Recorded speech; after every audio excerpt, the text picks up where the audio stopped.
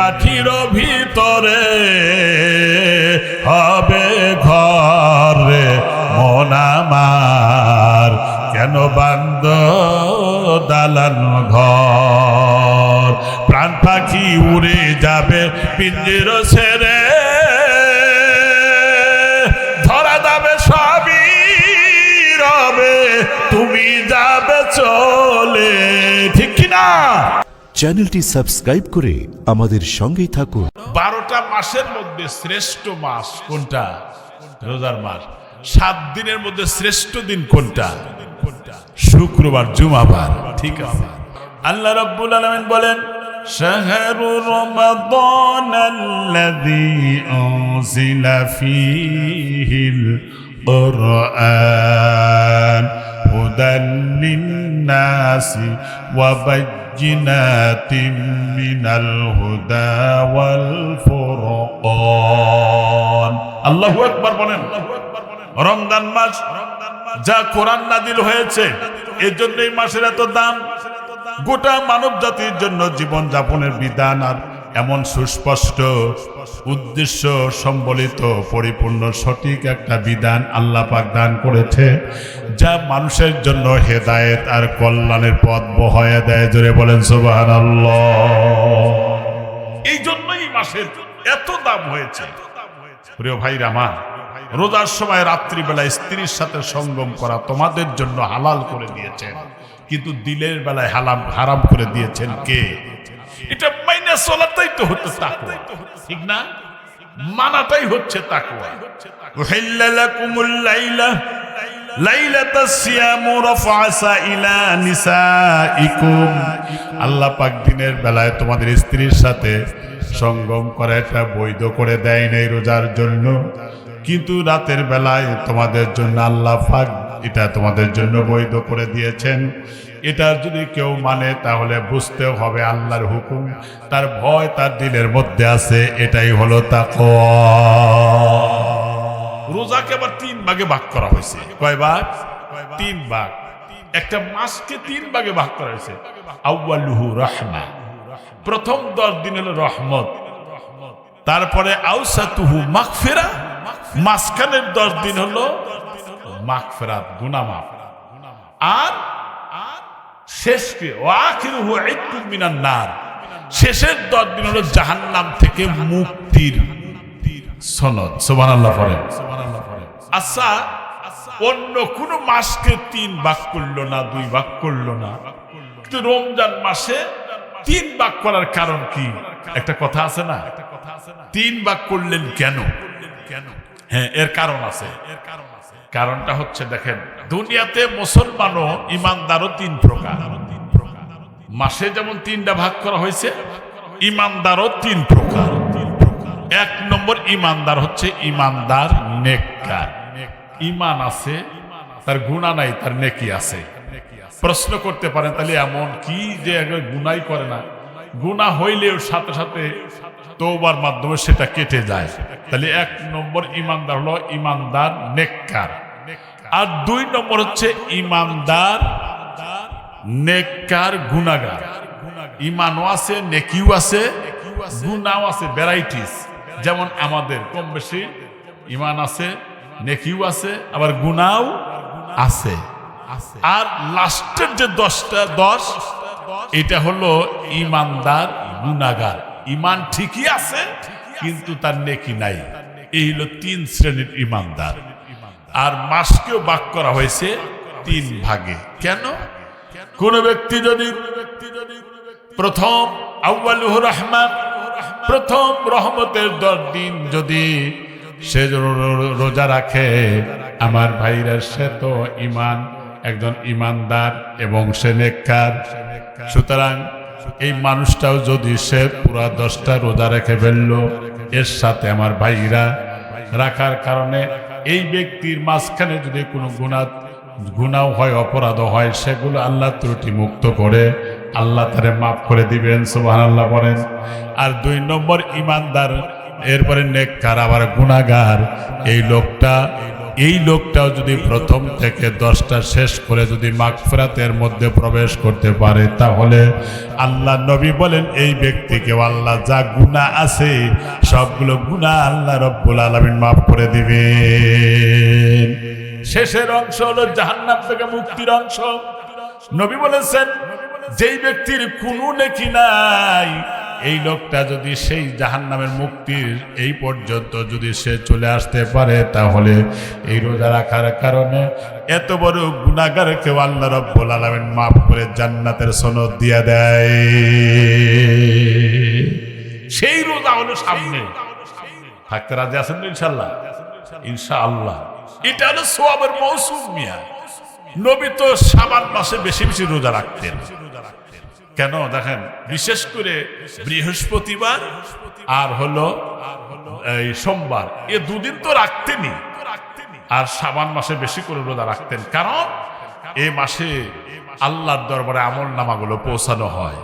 বিশেষ করে সারা সপ্তাহ বৃহস্পতিবার সোমবারে আমল নামা খাতা আল্লাহর কাছে জমা হয়। সুবহানাল্লাহ বলেন। প্রিয় ভাইরা আমার, বেশি করে রোজা রাখতেন, দোয়াও করতেন, আল্লাহুম্মা বারিক লানা ফি রজব ওয়া শাবানা ওয়া বাল্লিগনা রমাদান। এ দোয়া করতেন কেন? আল্লাহুম্মা মানে হে আল্লাহ, বারিক লানা আমাদের জন্য বরকতপূর্ণ করে দেন। আল্লাহুম্মা বারিক লানা ফি রজব ওয়া শাবানা, রজব এবং শাবান, ওয়া বাল্লিগনা রমাদান, রমজান পর্যন্ত আমাদের হায়াত বাড়ায় দাও, পৌঁছায় দাও। সুবহানাল্লাহ পড়েন। কেন? রজব মাস হলো মানুষ ফসল বনে, আর শাবান মাস হলো পাকে, আর রমজান মাসে কাইটে ফসল ঘরে তোলে। এর মানে নেকি গুলো ঘরে তোলে। সুবহানাল্লাহ পড়েন। এত গুরুত্বপূর্ণ মাস হলো এই রোজার মাস। কিন্তু এই যে রোজা আসতেছে, কিছু মানুষের হবে বোঝা আসতেছে, রোজা কিছু মানুষের হবে বোঝা। কথা আমার সোজা, ঠিক কিনা? পেটের যার ব্যথা নাই, হ্যাঁ পেট দিয়ে খাই,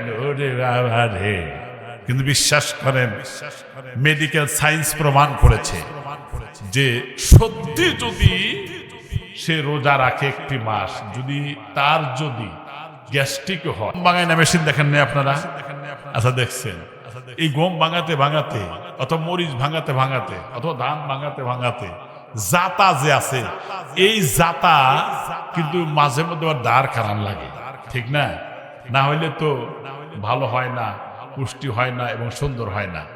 তো আমাদের মধ্যে তো ডাইজেশন পাওয়ার আছে, জাতা আছে, সারা বছর একভাবে চলে, খাওয়া খাওয়া এইরকম। নারীটা এরকম সংকোচন সম্প্রসারণ, সংকোচন সম্প্রসারণ, সবসময় এরকম।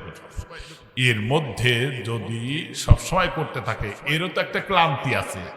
একটা মানুষ যদি মাটি কাটে, দেখা যায় 10 টুকরি কাটে আর 20 টুকরি জিরায়, ঠিক না? অথবা ছোটবেলায় যখন ছাটা খাটতো মানুষ, আপনার ছাটা বোঝেন তো? তাহলে তো ভালোই আছে, বাড়ি বগলে মানুষ তো সব দিশা বানান। তাহলে ওই যে মাঝে মধ্যে জিরাইতো, পরিশ্রম করে একটু জিরাইতো, একটু আরাম করতো ক্লান্তি দূর করার জন্য।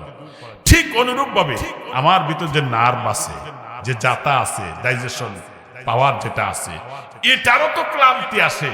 এই জন্য 11 মাস কাজ করে, আর রোজা রাখার কারণে জাতা দাঁড় করার কাজ হয়, যাতে করে বাকি সময়টা মানে সচল থাকে। সুবহানাল্লাহ পড়ে। অথচ এই রোজা মানুষ থাকে না, এটা দুঃখজনক, ঠিক না? প্রিয় ভাইরা আমার, বিশ্বাস করেন, যদি কোনো মানুষ 6টা শর্ত মেইনটেইন করে রোজা রাখে, আল্লাহ পাকে তাকে জান্নাত দান করে। সুবহানাল্লাহ। আর আস্তে কোন কেউ শোনে না। মুসলমান ভাইরা আমার, তার মধ্যে 1 নম্বর শর্ত হলো চোখের হেফাজত করা রোজা থেকে। চোখের হেফাজত, চোখেরও কিন্তু আমানতের খেয়ানত হয়। খুব ভালো করে বোঝেন কথাটা। হাতেরও আমানতের খেয়ানত হয়, পায়েরও আমানতের খেয়ানত হয়। দেখেন, এই চোখ দিয়ে গায়রে মাহরাম যাকে দেখা জায়েজ নাই, এই চোখ দিয়ে যদি আমি তাকায় দেখি, তাহলে এই চোখের আমানতের খেয়ানত হইল, ঠিক কিনা? মুসা আলাইহিস সালামের সময়, খুব খেয়াল করবেন কথাটা, মুসা আলাইহিস সালামের সময় একজন কসাই ব্যক্তি, আর আরেকটা বনি ইসরাইলের সময় একটা ঘটনা দেখেছি, খুব খেয়াল করে আমার দিকে তাকান। খুব ভালো করে বুঝবেন। ওই সময় উনি চোখ দিয়ে একবার তাকাইছে, একটা ঘর খোলা, কি খোলা? ঘর খোলা। চোখ দিয়ে তাকাইছে, দেখলো একটা নারী আছে এইদিকে তাকায়। আপনি বসেন, একজন নারী তাকায় আছে। এই দৃশ্য দেখার পরে তিনি কি করলেন জানেন? তাহলে আমার তো চোখের আমানতের খেয়ানত হইল। অবশেষে তিনি তার হাত দিয়ে খামচিয়ে তারপরে চোখের দুইটা চোখ তুলে ফেলা দিয়ে অন্ধ হয়ে গেছে। যেই চোখ দিয়ে আমানতের খেয়ানত হইল, ওই চোখে আমি রাখবো না। এদিকে মুসা আলাইহিস সালামের সময় যখন অনাবৃষ্টি খরার কারণে লোকেরা ডাক দেয়, বলল যে হুজুর এখন তো বিপদগ্রস্ত হয়ে গেলাম, ফসলও হয় না, জমিগুলো মারা যাচ্ছে, ফেটে চৌচির হয়ে যাচ্ছে, ফসলও ধরে না। সেই জন্য আপনি মেহেরবানি করে আল্লাহর কাছে বৃষ্টি প্রার্থনা করেন। মুসা আলাইহিস সালাম বললেন, আগামীকালকে সকলে মিলে একটা মাঠে আমরা আল্লাহর কাছে দোয়া করব। আল্লাহ জানায় দিলেন, মুসা রে, তুমি যাদেরকে নিয়ে যাবে তাদের মধ্যে যাতে কোনো গুনাহ না থাকে এমন লোককে নিয়ে যাবা। রাস্তার মধ্যে মুসা আলাইহিস সালাম বললেন যে যাদের গুনাহ হয়েছে, অপরাধ হয়েছে, তারা এসো না, আর যাদের গুনাহ হয় নাই তারা আসো। দেখা গেল অনেক লোক, অর্ধেকের বেশি চলে গেল। এরপরে বললেন যাদের অল্প গুনাহ যদি হয়ে থাকে তারাও চলে যাও, এখানে গেলে দোয়া কবুল হবে না। তারাও চলে গেল। বাকি থাকলো মাত্র এক ব্যক্তি, যেই লোকটার দুইটা চোখই নাই। উনি বললেন, ওগো আল্লাহর পয়গম্বর শোনেন, আমার যদি এটা গুনাহ হয় তাহলে আমিও ফিরে যাব। কয় কি গুনাহ তোমার? কয় একটা নারীকে চোখ দিয়ে দেখেছিলাম, যার কারণে ওই চোখই আমি রাখি নাই, চোখটা আমি তুলে ফেলে দিয়েছি, কারণ চোখে তো আমানতের খেয়ানত হয়ে গেল। এটা যদি আমার গুনাহ হয়, অপরাধ হয়, তাহলে অবশ্যই আমি অপরাধে আমিও চলে যাব। মুসা আলাইহিস সালাম বললেন, তোমার দিলের ভিতরে ঈমান আছে, এর জন্য আসো, আমার সাথে আসো। এরপরে রওনা দিলেন। দোয়া করার আগেই আল্লাহ রাব্বুল আলামিন বৃষ্টি দিয়ে দিলেন। জোরে বলেন সুবহানাল্লাহ। চিন্তা করেন যে সামান্য নারীর দিকে যেটা দেখা নিষেধ ছিল, তার দিকে তাকানোর কারণে চোখের আমানতের খেয়াল। বিশ্বাস করেন, এই চোখের হিসাব আছে। এগুলো কথা বলবে, কান কথা বলবে, হাত কথা বলবে, পা কথা বলবে, ঠিক না? এগুলো বলবে, বিশ্বাস করেন। শাহিদা আলাইকুম কি বলবেন? না আমি বলছি আর এখন না, উনি কথা বলবেন না আমার শেষে ইনশাল্লাহ। একটু দেরি করেন না প্রিয় ভাইরা আমার, ওনাদের শেষে কথা বলবো, একটু অপেক্ষা করেন। হ্যাঁ, তো ডাকও দিছি, এখন তো ওয়াজ করতেছি, এখন ডাকার সময় নাই। যারা বাইরে আছেন খুব দ্রুত চলে আসেন। প্রিয় ভাইরা আমার, হ্যাঁ আচ্ছা আচ্ছা, মালুম মানে ঠিক আছে। প্রিয় ভাইরা আমার, তাহলে দেখেন, আপনার আমার এই চোখ, এই কান, এ হাত, এ পা, এগুলো আল্লাহর দরবারে আমার আপনার বিপক্ষে কিন্তু সাক্ষী দিবে। আবার এই কান, হাত, পা, চোখ আপনার পক্ষেও সাক্ষী দিবে। প্রশ্ন হতে পারে যে কিভাবে শোনেন? এই চোখ দিয়ে যদি অন্য নারীর দিকে তাকাই, যেটা দেখা নিষেধ, তাহলে এই চোখ আমার বিপক্ষে সাক্ষী দিবে। শাহিদা আলাইকুম সামউকুম ওয়া আবসারুকুম ওয়া জুলুদুকুম। আল্লাহ পাক বলছেন সূরা হামিম সিজদায় যে সাক্ষী দিবে তার সামউকুম, শ্রবণ শক্তি। এই কান দিয়ে দিনের কথা না শুনে গান বাজনা শুনেছে, হেডফোন লাগায় গান শুনছে, আছে না এরকম? আছে। তাহলে কান বিপক্ষে, কিন্তু এই কান দিয়ে যারা দিনের কথা শুনতেছেন, এই কান আপনার পক্ষে সাক্ষী দিবে। সুবহানাল্লাহ বলেন। তার মানে একটা গুনাহ করবেন, একটা গুনার পিছনে 8টা সাক্ষী থাকবে। কয়টা? 8টা। গুনাহ করবেন একটা, ছোট হোক আর বড়, একটার পিছনে 8টা সাক্ষী থাকবে। তার মধ্যে 1 নম্বর সাক্ষী হবে জমিন। যেই জমিনে গুনাহ করবেন, ইয়াউমা ইযিন তুহাদ্দিসু আখবারাহা, এই জমিন আপনার সব গোপন কথা সব ফাঁস করে দিবে আল্লাহর কাছে। বিআন্না রাব্বাকা আওহা লাহা, যা করেছেন দুনিয়াতে সব ওপেন করে দিবে, সেদিন কিচ্ছু গোপন থাকবে না। ইয়াউমা ইযিন তু'রাদুনা লা তাখফা মিনকুম খাফিয়া, সেই দিন কোনো গোপনীয়তাই গোপন থাকবে না, সব ওপেন হয়ে যাবে। আল্লাহু আকবার বলেন, সব ওপেন। এক নম্বর জমিন সাক্ষী দেবে একটা গুনার পিছনে, মনে রাখেন, কানের মধ্যে ধরে রাখেন। দুই নম্বর আপনার হাত সাক্ষী দিবে, এই হাতটা সুদের টাকা লেনদেন করেছেন, ঘুষের টাকা লেনদেন করেছেন, অন্য নারীকে যদি বাজেভাবে ধরে থাকেন, এই হাত আপনার বিপক্ষে সাক্ষী দিবে। বিশ্বাস হয় না? আল-ইয়াওমা নাখতিমু আলা আফওয়াহিহিম ওয়া তুকাল্লিমুনা আইদিহিম, সেই দিন আপনার হাত সাক্ষী দিবে, অঙ্গ প্রত্যঙ্গ সাক্ষী দিবে আল্লাহর দরবারে। এক নম্বর জমিন, দুই নম্বর হলো হাত, তিন নম্বর পা। কেন? এই পা দিয়ে হেঁটে হেঁটে তুমি গুনাহ করতে গেছো, কিন্তু যারা পা দিয়ে হেঁটে হেঁটে কোরআনের মজমায় এসেছেন, এই জন্য আপনার পক্ষে এই পা সাক্ষী দিবে। সুবহানাল্লাহ পড়েন। প্রিয় ভাইরা আমার, এরপরে গেল এক নম্বর জমিন, দুই নম্বর হাত, তিন নম্বর হলো পা, এর চার নম্বর সাক্ষী দিবে আপনার কান, পাঁচ নম্বর সাক্ষী দিবে আপনার চোখ, এরপরে ছয় নম্বর সাক্ষী দিব জুলুদুহুম, তোমার শরীরের ত্বক বা চামড়া। তার মানে হলো এই যে ত্বক শীতের দিনে চরচরি হয়ে যায়, যার কারণে লোশন লাগায়, নিভিয়া ক্রিম, সব ক্রিম লাগায়, ঠোঁট ফেটে গেলে সেখানে দেখা যায় লিপ জেল লাগানো হয়, বিভিন্ন জিনিস লাগানো হয় এই ত্বককে সুন্দর রাখার জন্য। কিন্তু এই ত্বক সেদিন আমার বিরুদ্ধে আল্লাহর দরবারে কথা বলবে। লোকটা বলবে, লিমা শাহিদতুম আলাইনা, কেন আমার বিপক্ষে সাক্ষী দিলে বলো? তখন অঙ্গ প্রত্যঙ্গ বলবে, ক্বালু আনতাকানাল্লাহুল্লাযী আনতাকা কুল্লা শাইইন ওয়া হুয়া খালাকাকুম আউওয়ালা মাররাতিন ওয়া ইলাইহি তুরজাউন। আল্লাহু আকবার বলেন। সেদিন বলল, ক্বালু আনতাকানাল্লাহ। আল্লাহু আকবার। আল্লাহ আজকে আমাকে বাক শক্তি দিয়েছেন, তখন তো বলতে পারি নাই। আল্লাহ আজকে আমাকে বাক শক্তি দিয়েছেন, এই জন্য সব তোমার তথ্য পাত্র ব্রাস্ট আউট করে দিব, ওপেন করে দিব, সব খুলে দিব, সব বলে দিব। প্রিয় ভাইরা আমার, উপায় নাই কিন্তু।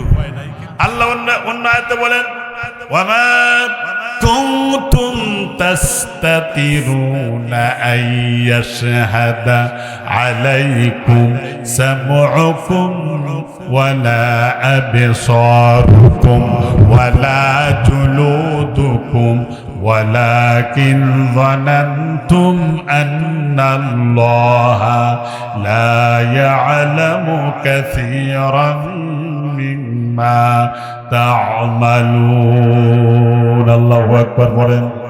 আল্লাহ পাক বলেন, বান্দারা, ওমা কুনতুম তাস্তাতিরুনা আইয়াশহাদা আলাইকুম সামউকুম, তুমি কি মনে করেছো তোমার শ্রবণ শক্তি, দৃষ্টি শক্তি এগুলো তোমার বিরুদ্ধে সাক্ষী দিবে না? এটা তুমি মনে করেছো। ওয়ালাকিন যানানতুম আন্নাল্লাহা লা ইয়ালামু, তুমি ধারণা করেছো যে আল্লাহ মনে হয় তোমার এ ব্যাপারে জানে না। কিন্তু জেনে রাখো, তুমি যা করো দুনিয়ার মানুষের চোখ ফাঁকি দেওয়া গেলেও আল্লাহ চোখ ফাঁকি দেওয়ার কোনো সুযোগ নাই। ঠিক না ভাই? কোন সুযোগ আছে আমাদের? কিন্তু আল্লাহ তো দেখেন, আল্লাহ সব জানেন, আল্লাহ সব বোঝেন। আল্লাহ চোখ ফাঁকি দেওয়া যায় না। ওই যে বনি ইসরায়েলের এক ব্যক্তির জীবনী দেখলাম যে উনি ধনী মানুষ, স্ত্রী মারা গেছে, আর একজনের হলো স্বামী মারা গেছে, তিনটা সন্তান রেখে গেছে। এখন মেয়েটা তখন কাজের জন্য, সন্তানদের খাবার জোগাড় করার জন্য গ্রামের মধ্যে ঢুকছে, আমার একটু কাজ দেন, খাবার দেন। কেউ দিল না। গ্রামের শেষ মাথায় ধনী বাড়িতে গেল, ভাই আমার একটু কাজ দেন, আমার তিনটা সন্তান না খেয়ে মারা যায়। ডাক দিয়ে বললেন, তাই? হ্যাঁ। তোমার স্বামী নাই? যে উনি কয়েক মাস আগে মারা গেছে। আমার স্ত্রীও মারা গেছে। তোমার স্বামী নাই, আমার বিবি নাই, তোমাকে দিতে পারি একটা শর্তে। কি শর্ত? তুমি যদি আমার সাথে যৌন চাহিদা পূরণ করো। নাউজুবিল্লাহ বললেন না? বলেন ইত্তাকিল্লাহ, আল্লাহরে ভয় করো। তাহলে আমি দেব না। মেয়েটা চলে গেল আল্লাহর ভয়ে। চলে যাওয়ার পরে সন্তানগুলো এমন ভাবে কাঁদতেছিলেন, ওমা আপনি কি আমাদের জন্য খাবার আনেন নাই? আব্বা বেঁচে থাকলে এই কষ্টটা আমার হতো না। বলুন তো দেখি, কোনো মা যদি এই সন্তান কথা শোনে তার সেই মা কে আর সহ্য হয়? বলেন, দুনিয়ার মধ্যে সবচাইতে সন্তানকে বেশি ভালোবাসে মা বাপ। সুতরাং সে তখন আবার চলে আসলো, ওই লোকটার শর্তে রাজি হয়ে গেল, আমি রাজি আছি, তারপরে খাবার টাকা পয়সা দেন। এবার কয় ঠিক আছে, ঘরের দরওয়াজা জানালা কপাট সবগুলো বন্ধ করে দেন। সব বন্ধ করে দেওয়া হলো। কয় তুমি এখন রেডি হও, এখন তোমার সাথে যৌন তৃপ্তি লাভ করবো। ডাক দিয়ে বললেন সব জানালা কপাট সবগুলো বন্ধ করে দেন। কয় বন্ধ হয়ে গেছে? কয় না, বন্ধ হয় নাই।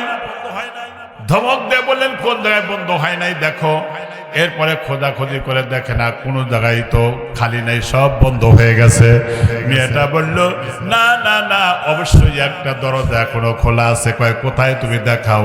মেয়েটা ডাক দেয়া বললেন, ও ধনী ভাই, তুমি দুনিয়ার সব মানুষের চোখ ফাঁকি দিতে পারো, দুনিয়ার ঘরের জানলা কপাট সব বন্ধ হতে পারে, আমার আল্লাহ রব্বুল আলামিনের চোখের দরজা এখনো খোলা আছে।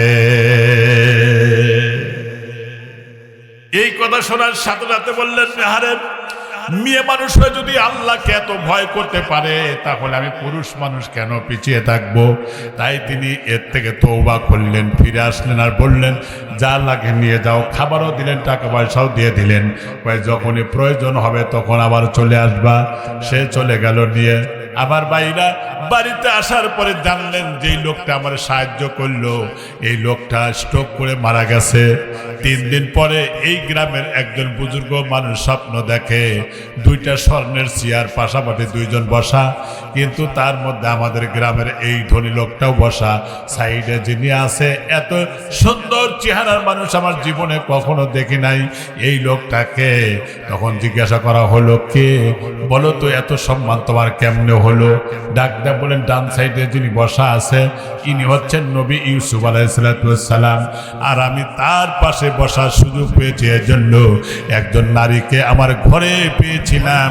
আমি ইচ্ছা করে জেনা করতে পারতাম, কিন্তু আল্লাহর ভয়ে আমি তা পরিহার করে আমি যখন ফিরে এসেছি, এই জন্য আল্লাহ রব্বুল আলামিন ইউসুফ নবীর পাশে আমাকে জায়গা করে দিয়েছে। সুবহানাল্লাহ। এই জন্য দুনিয়াগুলো পরিহার করেন, তাহলে পরকালে আপনাকে এমন জান্নাত দান করা হবে, একটা জান্নাতের 70,000 দরওয়াজা। সুবহানাল্লাহ পড়েন।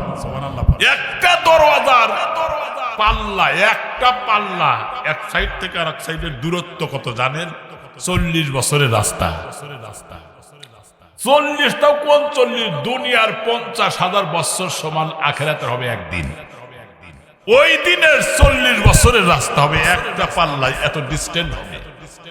তাহলে 70,000 দরওয়াজা। বিশ্বাস করেন লাহুম 70,000 বাবা, 70,000 দরওয়াজা। প্রত্যেক দরওয়াজার সামনে 70,000 রহমতের ফেরেশতারা গার্ড অফ অনার দিয়ে তাকে জান্নাতে পৌঁছাবে। সুবহানাল্লাহ। আর মানুষ কোরআনে মজমে আসো না, দুঃখ লাগে, কষ্ট লাগে। মানুষ এত কেমন করে দুনিয়ামুখী হয়? তোমাকে তো একদিন চলে যেতে হবে এখান থেকে, চিরদিন আমরা এখানে থাকবো না। মানুষ বোঝে না, যেই জিনিসটা ধরে আবার সেই জিনিসটা ঝরে। গাছের পাতা ধরে, পাতা আবার একসময় মারা যায়, পড়ে যায়। ও শিক্ষা দিয়ে গেল যে আমি ধরছিলাম আবার পড়ে গেল। তুই দুনিয়া আসছার, তুই একদিন চলে যাবে। যেদিন আমার আব্বাকে আমি কবরে দিলাম, আমার আব্বা এটাই শিক্ষা দিয়ে গেল, বাবা আজকে তুই আমার সন্তান হয়া আমাকে কবরে দিয়ে গেলি, মনে রাখিস এই কবরে তোকেও একদিন আসতে হবে। যেই জিনিসটা ধরে সেই জিনিসটা আবার ঝরে। এ ভাই কি ওয়াজ শুনবেন? হযরতে আবু বকরের মতো মানুষ, তিনি রাতের বেলায় মাঝে মধ্যে কবরের কাছে যে খুব কান্নাকাটি করতেন। সাহাবীরা বললেন, আবু বকর এভাবে কান্নাকাটি করছেন কেন? কবরের কাছে এসে, আপনি তো উম্মতের মধ্যে ফার্স্ট ম্যান, প্রথম মানুষ, জান্নাতি, আশারায়ে মুবাশশিরিন, 10 জন সাহাবীর মধ্যে আপনি একজন, 1 নম্বরে, আপনি কেন কাঁদেন? ডাক দিয়ে বললেন, আমার রাসূলের জবানে শুনেছি সাঁতার না জানা মানুষ যেই মানুষটা সাঁতার কাটতে জানে না, সেই মানুষটা যদি, আমার ভাইরা, সাঁতার না জানা মানুষ যদি নৌকা লঞ্চ তলায় যায় নদীর মধ্যে, সে যেমন অসহায় হয়ে যায়, কবরের মধ্যে যিনি গেছেন উনি সেই রকম অসহায়। আমার ভাইরা, এই জন্য কবরের কাছে এসেছি আমি শিক্ষা নেওয়ার জন্য। যা আবু বকরের, সাবধানে চলবি, এই কবরের মধ্যে তোকেও একদিন আসতে হবে, ঠিক না বেঠি? হযরত ওমরের মতো মানুষ, যিনি 2 নম্বরের জান্নাতি আশারে মুবাশশিরিন, তিনি কাঁদতে কাঁদতে 2 চোখের কোনায় কালো দাগ পড়ে গিয়েছিল।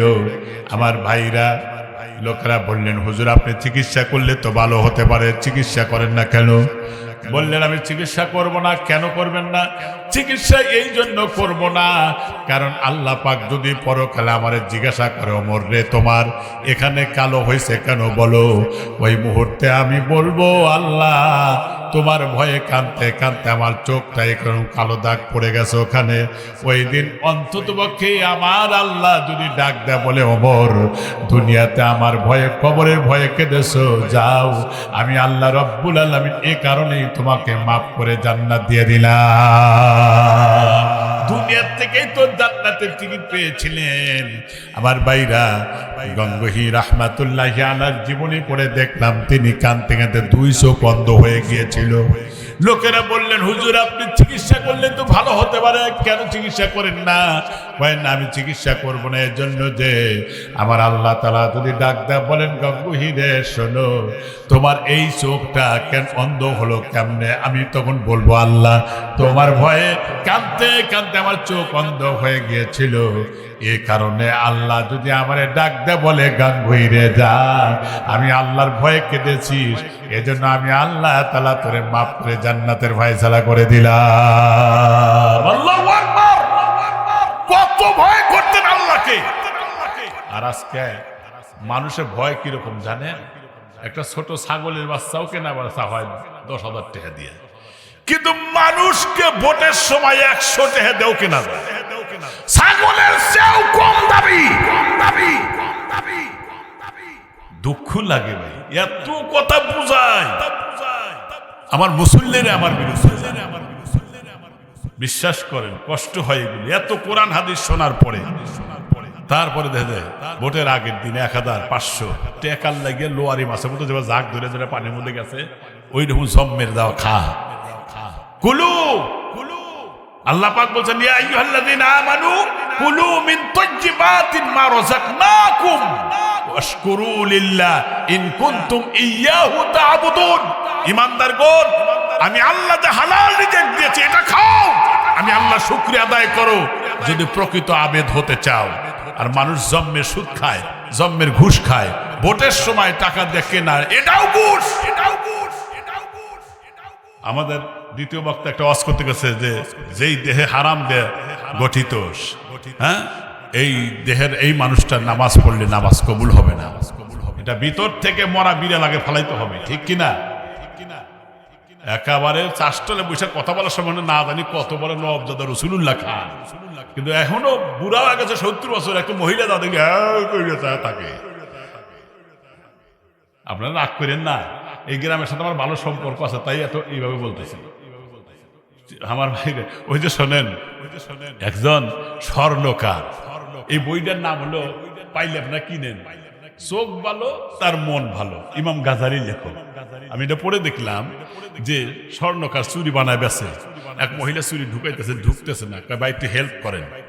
উনি স্বর্ণকার, তখন ওই ঢুকাইতে গা মেয়েটার হাত খুব নরম এবং খুব সুন্দরী, বাজে নিয়েতে চাপ দিছে, বুঝলেন তো কথা, চাপ দিছে। তারপরে বাড়িতে চলে গেছে, যা দেখে যে চুলার উপরে বউ বসে বসে কাঁদতেছে। স্ত্রী কাঁদো কেন, কি হয়েছে তোমার? সর্বনাশ। কেন?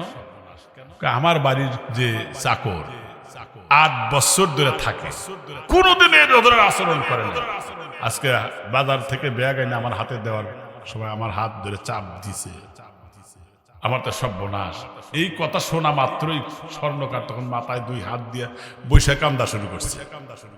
আচ্ছা, আপনি আবার কি হইলে আপনার কান্না পাইল কেন? কয়, বিবি রে, এটা তোমার দোষ না, এটা আমার দোষ।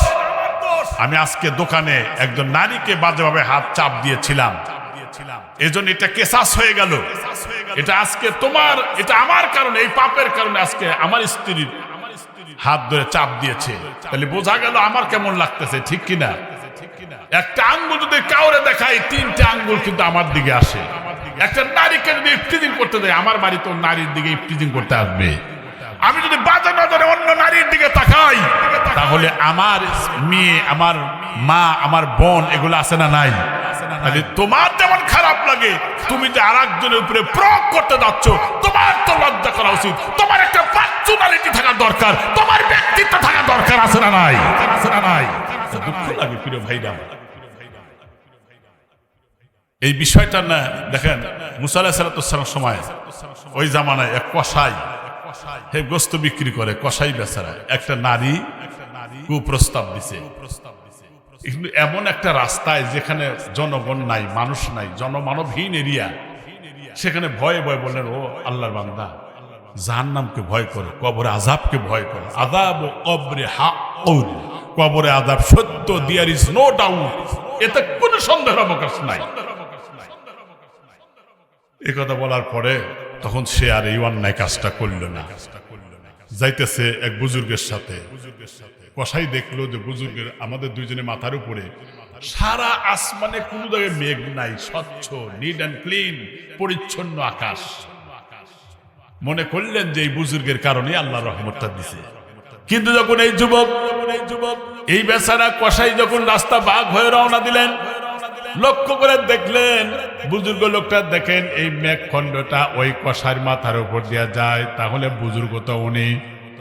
বুজুর্গ ডাক দিয়ে বলেন, ভাই কসাই, তুমি বুজুর্গ বলো তো দেখি কি আমল করেছো যার কারণে মেঘখণ্ড তোমার মাথার উপর দিয়ে যায়? বললেন, তবে শোনো, আমি তো আজকেই একটা অন্যায় করার সুযোগ পেয়েছিলাম, কুপ্রস্তাব দিয়েছিলাম, কিন্তু সেটা সে মেয়েটা প্রত্যাখ্যান করার পরে আমি প্রেসার ক্রিয়েট করে আমি প্রতিশোধ নেবার জন্য আমি এটা করতে পারতাম। সেখানে মানুষ নাই, জন নাই, কেউ নাই, একটা মেয়ের চাইতে আমার শক্তিও তো বেশি, কিন্তু ওই আল্লাহকে ভয় করে এই আমি কাজটা করি নাই। বুজুর্গ ডাক দেয়া বলেন, জিনা করার সুযোগ পাওয়া সত্ত্বেও তুমি এটাতে পরিহার করে তওবা করেছো, এর চাইতে বড় বুজুর্গ আল্লাহর জমিনে আর নাই। প্রিয় ভাইরা আমার, এই জন্য আমি বলি, ও মুসলমান ভাইরা রে, যদি 6টা জিনিসকে মেইনটেইন করে যদি আপনি রোজা রাখেন, তাহলে আল্লাহর জান্নাতে চলে যাবেন।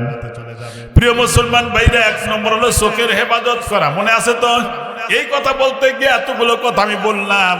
2 নম্বর হলো জবানের হেফাজত করা। যেই জবান দেয় কথা বলবো, মিথ্যা কথা বলবো না, ফায়সা কথা বলবো না, অন্যায় কথা বলবো না, ভাষা খারাপ করবো না, হারাম খাবো না। তুস্তাকুল জান্নাহ খামসাতুন মিন ওয়ারাফাতিন নফর, নবী বলেছেন 5টা কাজ যেই ব্যক্তি করবে সেই ব্যক্তিকে ওই কাজগুলো তাকে ডেকে ডেকে জান্নাতে নিয়ে যাবে। তাও সুবহানাল্লাহ কইলেন না? 1 নম্বর হলো তালিয়াল কোরআন,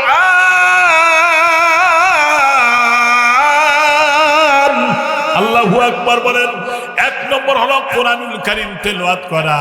এই যে রমজানে আসতেছে, খতম তারাবির ব্যবস্থা করবেন, কারণ প্রতি রমজানে জিবরাইল ফেরেশতা গোটা কোরআন শরীফ রাসূলকে শোনাতেন, রাসূলও তারে শোনাতেন। এর থেকেই তো খতম তারাবির চালু হয়েছে।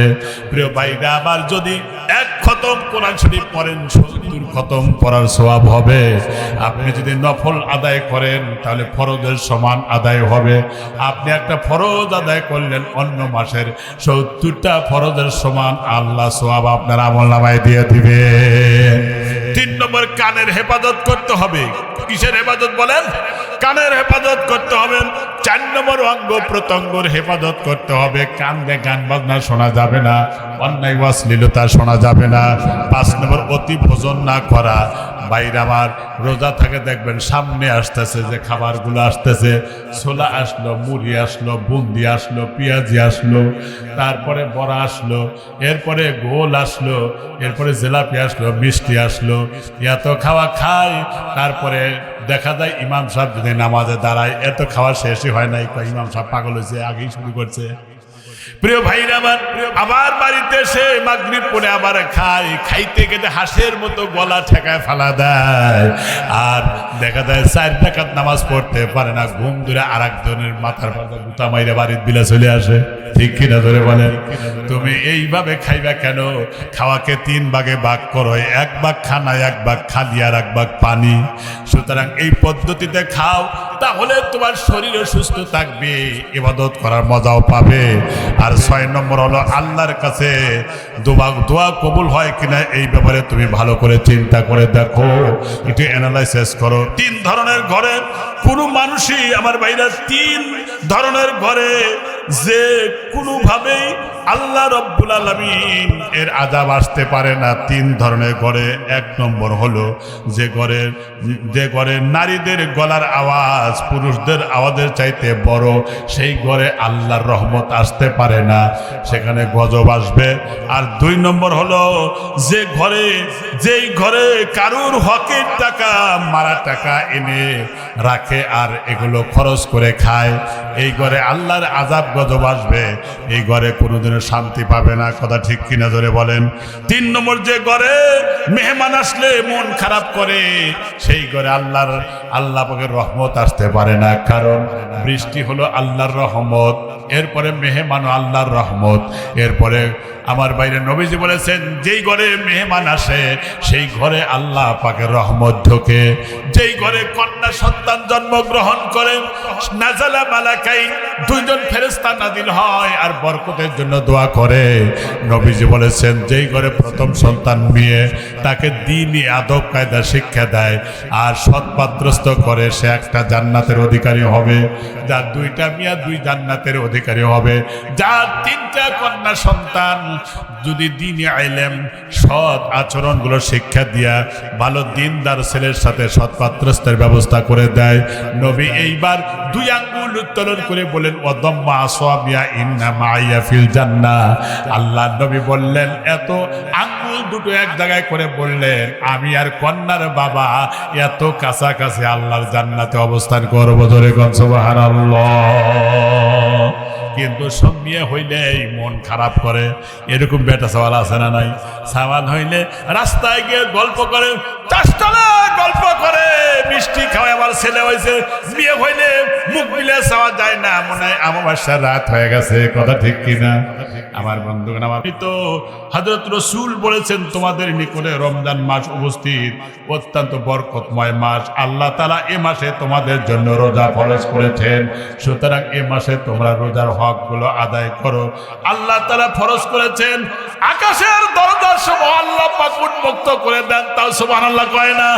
জাহান্নামের দরজা বন্ধ করে দেওয়া হয়, শয়তানকে শৃঙ্খলে আবদ্ধ করা হয়। সুবহানাল্লাহ বলেন। সুতরাং আমার ভাইরা, এই মাসে এমন একটা রাত আছে, এক রাতি 1000 মাসের চাইতে উত্তম। কথা ঠিক কিনা? মান সামা রমাদানা ঈমানান ওয়া ইহতিসাবা গুফিরা লাহু মা তাকদ্দামা মিন জামবি। আল্লাহ রাসূল বলেছেন, শোনো, যে ব্যক্তি ঈমান আর আমলের সাথে, ইহতিসাবের সাথে, ঈমান আর চেতনা সহকারে তার পরবর্তী যে যত গুনাহ আছে, যারা এই রোজার হক আদায় করবে, আমি আগে আর পরে পূর্বপর সব গুনাহ আমি আল্লাহ রব্বুল আলামিন মাফ করে দিব। সুবহানাল্লাহ বলেন। এই রোজা আসতেছে, পবিত্রতা রক্ষা করুন মিয়া। দোকানপাট বন্ধ রাখেন, খাবারের দোকানগুলো, হোটেলগুলো বন্ধ রাখেন। আজ দেখা যায় যে বউ যেভাবে সাজে, বউ এইভাবে দোকান সাজায় খেতা দিয়া, চাদর দিয়া, ঠিক না? সাজায়া নতুন বোর মতো ঘরের মধ্যে যা খাইতেছে। এই মিয়া, তুমি মানুষের চোখ ফাঁকি দিলা, তুমি তো আল্লাহরে ভয় করলা না, ঠিক কি না? তুমি মানুষের চোখ ফাঁকি, মানুষ যাতে না দেখে এই চিন্তা করলা, মানুষের ভয় করলা।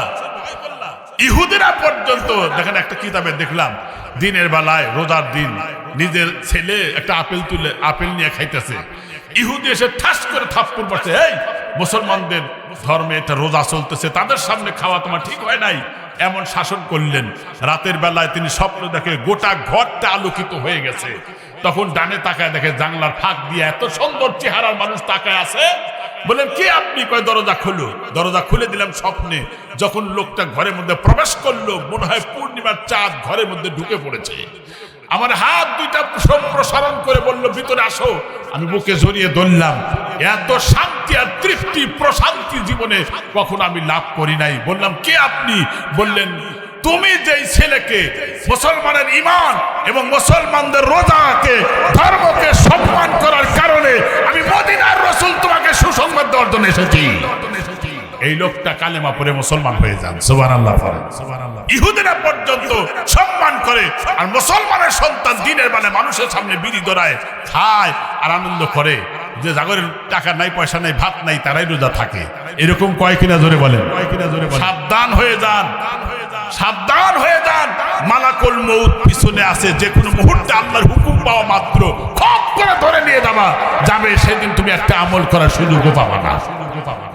আহা, মুসলমান হয়া মুসলমানের শত্রুতা করে কেমনে? মুসলমান হয়া ধর্মের মানুষ হয়ে সেই ধর্মের অবমাননা করে কেমনে? আমার বুঝিয়ে আসে না ভাই, আমার খুব কষ্ট লাগে এগুলো। বিশ্বাস করেন ভাইয়ের আমার, রোজাটা হলো ডাল স্বরূপ সিয়ামুল জুন্নাহ। ওয়া ইযা কানা ইয়াউমা সাওমি আহাদিকুম ফালা ইয়ারফাসু ওয়ালা ইয়াসখা ফাইন শাবা আহাদা আও কাতালা। আল্লাহর নবী ডাকতে বলেন, শোনো, রোজা ডাল স্বরূপ তোমাদের কেউ কোনোদিন রোজা রাখলে তার মুখ থেকে যেন খারাপ কথা বন্ধ না বের হয়। কারণ আমার বাইরে একটা শত্রু যখন আক্রমণ করতে আসে ওই সময় আপনার যদি তরবারি থাকে, ডাল থাকে, এটা আত্মরক্ষা করা যায়। রোজাটা এইরকম ডাল স্বরূপ, কিন্তু রোজা কিন্তু আবার ফেটে যায়। মুসলমান বাইরে কেমনে ফেটে যায়? রোজা রাখা অবস্থায় কেউ যদি গীবত করে আমার বাইরা, তাহলে রোজা ফেটে যায়। মিথ্যা কথা বলে ফেটে যায়, মিথ্যা কথা ফায়সা কথা বলে ফেটে যায়, দুর্নাম করে সমালোচনা করে রোজা ফেরে যায়। আমার বাইরা নবী আলাইহিস সালামের কাছে একজন বলতেছিলেন, ও আল্লাহর পয়গম্বর, দুইজন মহিলা রোজা রেখে তারা এমন মৃত্যু প্রায় হয়ে গেছে, কেমন যেন হয়ে গেছে। নবীজি বললেন, এই যে দুইটা গ্লাস নিয়ে যাও, তারা যেন বমি করে এই গ্লাসের মধ্যে দেয়, এই বমিটা তোমরা নিয়ে আসবা। মেয়েটার কাছে দেওয়া হলো, দুইজনই বমি করে দিল, গলার মধ্যে আঙ্গুল ঢুকায় দিয়া নবীজির সামনে আনলে না, বললেন এখানে ঢালো। ঢালার পরে দেখলেন বমির মধ্যে টাটকা রক্ত গোশত দেখা যায়। ওই মুহূর্তে নবী বললেন, এত রোজা তার লাগার কারণটা হলো মানুষের গোশত খেয়েছে। সাহাবীরা বললেন, ইয়া রাসূলুল্লাহ, মানুষের গোশত খাওয়া যায় কেমনে? এটা তো জানলাম না। নবীজি বললেন, তারা সমালোচনা করেছে, গীবত করেছে, এটাই হলো তার কারণ, এটাই হলো তার প্রমাণ। আমার ভাইরা, আল্লাহ রসুলের একজন সাহাবী নাম হলো মায়েজে আসলামী রাদিয়াল্লাহু তাআলা আনহু। তিনি একবার শয়তানের ধোঁকায় পড়ে গেলেন, প্রতারণায় প্রতারিত হয়ে গেলেন। এরপরে একটা মেয়ের সাথে জেনা হয়ে গেল। আল্লাহ রসুলের কাছে যে বলেন, ও আল্লাহর পয়গম্বর, আমি তো জেনা করেছি, আমি এখন কি করব? নবী ডাক দেয়া বলেন, ওয়াইহাকা ইয়ারজাউ ফাস্তাগফিরুল্লাহ ওয়া তুবু ইলাইহি। যাও, তুমি আল্লাহকে ডাকো, তওবা করে ইস্তেগফার করো। লোকটা চলে যেতেছিলেন, আবার ফিরে আসলেন, আবার গেলেন, আবার ফিরে আসলেন। ডাক দিয়ে বললেন, ওগো আল্লাহর পয়গম্বর, আমার মন মানে না। এটাও কিন্তু জানে কোরআনের আইন হলো তাকে পাথর মেরে হত্যা করবে। লোকটা ডাক দিলেন, আল্লাহ রাসূল, শরীয়তে যে অপরাধযোগ্য শাস্তি যাই হোক, এটা আমাদের দুনিয়াতে দিয়ে দেন, কারণ দুনিয়া অল্প সময়ের জন্য। এখানে যদি তওবা করে যদি চলে যেতে পারি, তাহলে পরকালে আমার জন্য জান্নাত হবে। এবার নবী নির্দেশ দিলেন, সাহাবীরা যাও, তারে পাথর মেরে হত্যা করো। তারে পাথর মেরে হত্যা করা হলো। নবীজি নিজে জানাজা পড়ালেন, নিজে কবরে নামায়া দিলেন, দোয়াও করলেন। আসার সময় পিছন থেকে দুইজন সাহাবী একজন আরেকজনকে বলতেছিলেন, দেখো এই লোকটা জেনা করেছে, কেউ জানে না, কিন্তু নিজেই নবীকে এসে বলেছে, যার কারণে পাথর মেরে কুকুরের মতো তারে হত্যা করা হয়েছে। এটা এক ধরনের গীবত করা হইল। নবীজির চেহারার মধ্যে বাস পড়ে গেল কপালের মধ্যে। কিছু দূর আগে আসার পরে নবীজি দেখলেন একটা মরা গাধা নিচে পড়ে আছে, সূর্যের আলো পড়ে সেই গাধার পাটা টান টান হয়ে গেছে। নবী বললেন, ফাকুলা মিনহু যাও, আনজিলা ফাকুলা মিনহু যাও, ওই যে মরা গাধা তোমরা খাও। সাহাবা ইকরাম বলেন, ইয়া রাসূলুল্লাহ, মরা গাধাকে কখনো খাওয়া যায়? ডাক্তার বললেন, কিছুক্ষণ আগেই তো তোমরা খাইলা। কেমনে খাইলাম? মৃত্যু মানুষটাকে নিয়ে তোমরা গীবত করলা, সমালোচনা করলা, আর মরা গাদা খাওয়ার সমান। আমার ভাইরা, নবীজি ডাকতে বলেন, জানো না তোমরা এই সাহাবী যে তওবা করেছে, এই সাহাবীর তওবা যদি গোটা জাতির মধ্যে ভাগ করে দেওয়া যায় তাহলে গোটা জাতির জন্য নাজাতের জন্য যথেষ্ট হয়ে যাবে। আল্লাহু আকবার বলেন। আর তোমরা গীবত করো তো সাবধান হয়ে যাও, খবরদার এ ধরনের আচরণ তোমরা করবে না। নবী আলাইহিস সালাতু ওয়াস সালাম বলেছেন, শোনো, ইয়াকুলু মান সামা ইয়াওমান ফি সাবিলিল্লাহ বা'দ আল্লাহ ওয়াজহাহু আনিন নার 70 খরিফা। নবী আলাইহিস সালাতু ওয়াস সালাম বললেন, শোনো, জাহান্নাম হতে 70 বছর দূরে সরিয়ে রাখবে যে ব্যক্তি একটা রোজা আদায় করবে, যে ব্যক্তি রোজার হক আর সম্মান করবে, জাহান্নাম থেকে তাকে 70 বছর দূরে রাখা হবে। সুবহানাল্লাহ পড়েন। ইল্লা সাওমু ফাইন্নাহু লি ওয়া আনা আযজি বি, রোজা আমার জন্য, সুতরাং আমি আল্লাহ প্রতিদান দিব। ফেরেশতারা তোমরা লিখবা না। আমার ভাইরা, আমার বাবাজিরা, একজন মালিকের দেওয়া আর ম্যানেজারের দেওয়া কিন্তু একরকম না। ম্যানেজারের সীমাবদ্ধ আছে, কিন্তু মালিক ইচ্ছা করলে যত খুশি তত দিতে পারে। ঠিক কিনা জোরে বলেন। আল্লাহ তাআলা ডাক দেয়া বলেন, ক্বালাল্লাহু তাআলা ইল্লা সাওমু ফাইন্নাহু লিমান আযজিবি, শুনে রাখো রোজা আমার জন্য, এর প্রতিদান আমি নিজেই, আমি আল্লাহ কি দিব আমি আল্লাহ ভালো জানি, আমি মাফ করে জান্নাত দিয়ে দিব।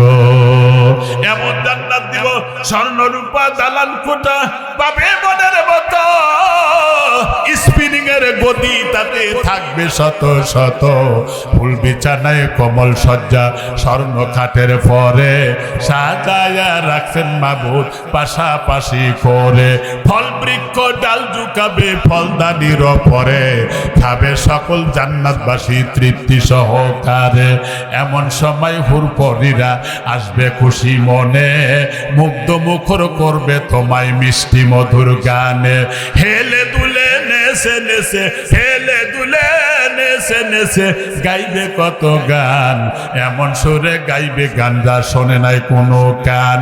ওর প্রেমে মুগ্ধ হয়ে আশেক মমিন যত, এক এক মিলনে হবে 70 বছর গত। নামাজ রোজা নাইকো সেটা নাইকো কোনো কাম, কেবল খানা পিনা প্রীতি আনন্দ আর আরাম, এমন আরামদায়ক জান্নাত কি আপনারা চান? কারা কারা চান? দুহাত উঁচু করে দেখান। নারায়ে তাকবীর। আল কোরআনের আলো, আল হাদিসের আলো, কোরআন হাদিস যেখানে, ওলামায়ে কেরাম যেখানে, নারায়ে তাকবীর, তাকবীর, তাকবীর। সেই রোজার হক আমরা আদায় করব তো ইনশাআল্লাহ। জোরে বলেন ইনশাআল্লাহ। লিসিয়ামি ফারহাতান, ফারাতু ইনদা ফিত্রিহি ওয়া ফারহাতু ইনদা লিকাই রাব্বিহি। রোজাদারের জন্য দুইটা খুশির সংবাদ আছে, দুইটা। কয়টা খুশি? দুইটা খুশির সময়। এক নম্বর খুশি হলো রোজাদার যখন ইফতার করবে, ওই সময় ইফতারিনের সামনে বসে তখন এখনো সময় হয়নি, আজান দেয় নাই, আল্লাহ তখন ফেরেশতাদেরকে ডাক দেয়, কয় দেখো এত ক্ষুধা পিপাসা থাকা সত্ত্বেও আমার বান্দারা খাইতেছে না, একমাত্র আমার ভয়ে। আল্লাহ খুশি হয়ে বলে আমি আল্লাহকে মাফ করে দিলাম। আর একটা আল্লাহর সাথে যদি সাক্ষাৎ হবে, হিসাব লাগবে না, বিনা হিসাবে আল্লাহ তাআলা জান্নাত দান করবেন। ওয়ালা খুলুফু ফামিস সিয়াবু আতিয়াবু ইনদাল্লাহ, রোজাদারের মুখের গন্ধ মিশক আম্বরের চাইতে সুঘ্রাণ হবে। সুবহানাল্লাহ পড়ে, সুবহানাল্লাহ পড়ে। এই যে সারাদিন রোজা রাখার পরে বিকালবেলা টক্সিন জাতীয় গ্যাস যখন বের হয়, এটা দুর্গন্ধ হয়, কিন্তু রোজাদারের মুখের এই গ্যাসটাও মিশক আম্বরের চাইতেও সুঘ্রাণ হবে। সুবহানাল্লাহ পড়ে। প্রিয় ভাইরা আমার, রোজা মানুষকে সহানুভূতি শিক্ষা দেয়। রাসূল বললেন তোমরা এই রোজাদারকে তোমরা ইফতার করাবা, ইফতার করাবা। সাহাবায়ে কেরাম বললেন ইয়া রাসূলুল্লাহ সেই সামর্থ্য তো আমাদের নাই। রাসূল বললেন এক পেয়ালা পানি কি পারবা না? অথবা আও বিল্লাবান, তোমরা কি এক পেয়ালা দুধও দিতে পারবা না? আও বি তামারা, যদি খেজুরও হয় একটা তাও দাও। তুমি যদি দিয়ে ইফতার করাও তাহলে মনে রাখবা রোজা রেখে যেই সওয়াব পাইলো তুমি ইফতার করানোর কারণে সেই সওয়াব আল্লাহ তোমার আমলনামায় দিয়ে দিলেন, কিন্তু রোজাদারের একটির পরিমাণের নেকিও কমবে না। সুবহানাল্লাহ পড়েন, সুবহানাল্লাহ পড়েন। এই যে একজন আরেকজনের মধ্যে ভালোবাসা, প্রেমপ্রীতি, মোহাব্বত, চক্ষুলজ্জার সৃষ্টি হয় মানুষের মধ্যে, মোহাব্বত সৃষ্টি হয়, একে অপরের প্রতি সহানুভূতিশীল হয়। সাহাবায়ে কেরামের জীবনে দেখেন না, ইয়ারমুকের যুদ্ধে 3 জন আহত, তাই না? 3 জনের মধ্যে ইবনে হিশাম রাদিয়াল্লাহু তাআলা আনহু, তিনি ছিলেন আপন চাচাতো ভাই। বললাম পানি লাগবে, এতই আহত, রক্ত ঝরেছে, পানি লাগবে? কয় হ্যাঁ, আমার খুব পিপাসা হয়েছে। পানি এনে দিলেন, পানি পান করবেন। ওই সময় পাশের থেকে আরেকজন চিৎকার দিল, পানি পানি। তখন বললেন আমার চেয়েও ওনার বেশি প্রয়োজন। কত বড় সহানুভূতি দেখেন। ওনাকে নিয়ে গেলেন, উনি যখন পান করবে আরেকজন চিৎকার বললো পানি, উনি বললেন আমার চেয়ে ওনার বেশি দরকার। সেখানে নিয়ে গেলেন, পানি পান করবেন। প্রথম আমার সে আপন চাচাতো ভাই আবার চিৎকার মারলো পানি, তৃতীয় জনও পান করলো না। আমি তখন আমার চাচাতো ভাইয়ের কাছে নিয়ে যা দেখি উনি মারা গেছে। দ্বিতীয় জনের কাছে দৌড়া যা দেখলাম সেও মারা গেছে। তৃতীয় জন সেও মারা গেছে। একজন আরেকজনকে প্রাধান্য দিতে গিয়া, সহানুভূতি দেখাতে গিয়া পানি পানি থাকলো, কেউ পান করলো না। সাহাবায়ে কেরামের মধ্যে রুহামা বাইনাহুম তারাহুম রুকআন সুজ্জাদা ইয়াবতাগুনা, আল্লাহ পাক বলেছেন তাদের একে অপরের প্রতি মহব্বত, ভালোবাসা, সম্প্রীতি, সহানুভূতিশীল, দায়িত্বশীল আচরণ ছিল। আর আজকে আমাদের মধ্যে খালি হিংসা দিয়ে পেট বোঝায়, হিংসা দিয়ে পেট বোঝাই আজকে মানুষের মধ্যে। এইটা নিয়ে জান্নাতে যাইবে, এই হিংসা নিয়ে নামাজ পড়বে জান্নাতে যাইবে। মামুর বাড়া হবরি কলা পাইছে না, মামুর বাড়ি সবরি কলা এতই সোজা জান্নাতে যাওয়া। ভাই আমি একটা আবেগ নিয়ে কথা বলতেছি, রাগ করেন না তো আপনারা, কারণ আপনারা আমার প্রিয় লোক। এই জন্য এই গ্রামে কাদাই দিয়ে, এই গ্রাম দিয়ে এই বছর 5টা প্রোগ্রাম হইলো আমার। ভালো না বাসলে আমাকে বারবার মানুষ ডাকে না, ঠিক কিনা? আমিও আপনাদেরকে ভালোবাসি খুব, নিজের গ্রাম মনে করি যে এই গ্রামে আসলাম, আমি আমার গ্রামে আছি, এরকম আমার মনে লাগে। প্রিয় ভাইরা, আমি অনুরোধ করি, পায়ে ধরে বলবো ইনশাআল্লাহ সামনে যে রোজা আসতেছে, যারা বালেক পুরুষ নারী সকলকে রোজা রাখবার জন্য আপনারা ইনস্ট্রাকশন করবেন। অধীনস্থ যারা আছে তাদেরকে রোজা রাখাবেন। ইনশাআল্লাহ পারবেন তো? ইনশাআল্লাহ, ইনশাআল্লাহ। আজকে মাহফিলের ইন্তজাম করেছেন, আমি খুশি হয়েছি। ঠিক আছে, মসজিদটা টিনের ঘর, আবার এই মসজিদের বিল্ডিং হবে। শুনলাম যে 2-3 মিলে প্রায় 10 লক্ষ টাকাও দিবে। তারপরে অন্তত একটা ঘরে ছাদ পর্যন্ত যাইতেও তো অন্তত 15 লাখ টাকার উপরে খরচ হতে পারে, নিচেই তো খরচ বেশি হয়। এই জন্য টাকা পয়সারও দরকার আছে না নাই?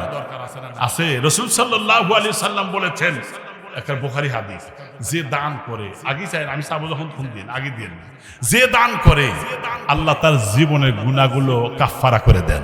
সুবহানাল্লাহ পড়েন, বিশ্বাস করেন। যে দান করে 7 শ্রেণীর মানুষ আরশের ছায়া পাবে, তার মধ্যে দানশীল ব্যক্তিও পাবে। তাও সুবহানাল্লাহ কইলেন না? ভালোর কথা শুনে সুবহানাল্লাহ কইলেন। প্রিয় ভাইরা, শুধু তাই না, যে ব্যক্তি দান করে রাসূল সাল্লাল্লাহু আলাইহি ওয়াসাল্লাম বলেছেন তার হায়াতও আল্লাহ বাড়ায় দেন। শুধু তাই না, যে ব্যক্তি দান করে সে আল্লাহর প্রিয় বন্ধু হয়। যে দান করে জাহান্নাম থেকে তারে মুক্তি দেয়। এরকম 9টা ফজিলত আছে। কারণ সহিহ হাদিস, হযরত ফাতেমার জীবনী পড়ে দেখলাম, ওই ফাতেমাতুল জোহরা রাদিয়াল্লাহু তাআলা আনহা, তিনি একবার খুব জ্বর হয়েছে, প্রচন্ড জ্বর, শরীর থরথর করে কাঁপতেছে, সারাদিন কিচ্ছু খাইতে পারে না। জ্বর আসলে কিন্তু মুখে রুচি থাকে না, তাই না? আমার জীবনে অসুখ বিসুখ খুব কম, আলহামদুলিল্লাহ। এই নিয়ামত আমার ওই রকম হয় নাই, আল্লাহ জানে নাই দেয়, আল্লাহ যদি নাই দেয়।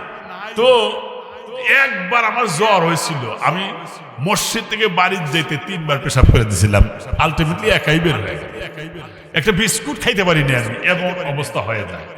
ফাতেমা সারাদিন কিচ্ছু খায় নাই। বললেন স্বামী আলীকে, বললেন আমারে একটা খুব আনার ফল খাইতে ইচ্ছা হয়েছে। কি ফল? আনার ফল। টাকাও নাই, সামান্য যা ছিল তা দিয়া একটা আনার ফল কিনে নিয়ে আসতেছে। রাস্তার মধ্যে এক ফকির সামনে খাড়া হয়েছে, বলে আলী এই ব্যাগের মধ্যে কি? আলী রাখদা বলেন এই ব্যাগের মধ্যে নবীর বিটি ফাতেমা একটা আনার ফল খাইতে চাইছে, সারাদিন কিছু খায় নাই, যাতে না চাই এই পদ্ধতি নিছে। এই কথা উল্টা ঘুরা ফেরে বলতেছে, সারাদিন খায় নাই। সারাদিন খায় নাই তাই, আর আমি 2 দিন ধরে খাই নাই, আমারই বেশি টাকা, ফলটা আমাকে দেও। বাইট নাই টাকা, সামান্য কি ধরে বিক্রি করে এটা আবার আনার ফল আনতেছে নবীর মিয়া খেবে যেতে, তাও বলে আমাকে দেও। আলী চিন্তা করলেন এখন কি করি, এখন আমার উপায় কি?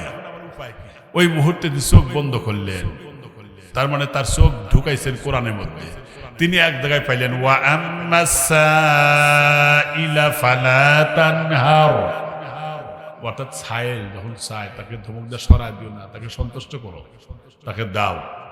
তিনি দেখলেন যে আল্লাহর কোরআন বলছে আমার পরিবারের চাইতে আল্লাহর কোরআনে মর্যাদা বেশি দেবে, সুবহানাল্লাহ বলেন।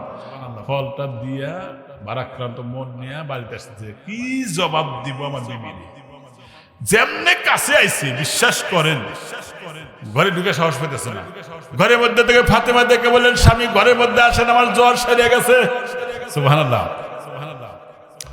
ঘরের মধ্যে ঢোকার সাথে সাথে বাইরে থেকে সালমান ফার্সি ডাক দেয়, কয় আলী কি ঘরে আছেন? কয়ে আছি। একটু বাইরে আসেন, আমার বোঝা হয়ে গেছে। বাইরে এসে দেখে একটা বোল বোঝাই খালি আনার ফল। এই আনার ফলটা নবীজিকে দিয়েছে একজন নতুন গাছের টান। নবীজি আপনার জন্য হাদিয়া পাঠিয়েছেন। কয় নামাও, নামায় দেখে যে 9টা। কয় এটা আমার জন্য পাঠায় নাই, এটা আমার না, নিয়ে যাও। কয় না আপনার জন্যই পাঠাইছে। কয় না এটা আমার না, আমার যদি হতো তাহলে 10টা হতো, কারণ 1 থেকে 10 গুণ বৃদ্ধি হয়, একটা দিলে 10টা পাওয়া যায়, 1 থেকে 700 গুণ পর্যন্ত বাড়ে, এটা তো নিয়ম। আমার এখানে 9টা কেন? সালমান ফার্সি তখন চাদরের ভিতরে হাত দিয়ে কয় চালাকি করে একটা সামলাইছিলাম, তাও দিশা পাইলে বাইর করে দিলেন 10টাই। দান করছিলেন কয়টা? পাইলেন কয়টা? তাহলে বেশি পাইল না কম হইল? এই ব্যবসায় কত লাভ, যত দান করবেন তার চেয়ে 10 গুণ থেকে 700 গুণ পর্যন্ত আল্লাহ বাড়ায় দেন। আরেকটা হাদিসে পড়লাম, আমি এক সাহাবীর জীবনে দেখলাম, আমার ভাইরা, ওই এক সাহাবী বললেন, ইয়া রাসূলুল্লাহ আমি বাউন্ডারি দেব স্ত্রীকে পর্দায় রাখার জন্য, কিন্তু একটা অন্য বাড়ির গাছ আমার বিপদে ফেলাইছে, 10 সীমানার মাঝখানে পড়ে যায়। নবীজি তারে ডাক দিলেন, বললেন গাছটা তুমি কেটে দাও। কয় না কাটবো না, আমারে দিয়ে দাও। কয় তাও দেব না। লোকটা চলে গেল, দিব না। এরপরে আবু দাহদা রাদিয়াল্লাহু তাআলা আনহু একজন সাহাবীর নাম, তিনি বললেন, ইয়া রাসূলুল্লাহ ইয়া হাবিবাল্লাহ একটু চেষ্টা করে দেখি। কয় যাও। এরপরে তিনি গেলেন, বললেন ভাইজান তোমার এই যে খেজুরের গাছটা তুমি এটা আমারে দাও, বিনিময়ে আমার কয়টা চাও? আমার তো অনেকগুলো বাগান আছে, ও কয়টা চাও বলো? ডাকদা বললেন, তোমার ওই বাগানটা যদি আমারে দাও তাহলে আমি এটা দিব।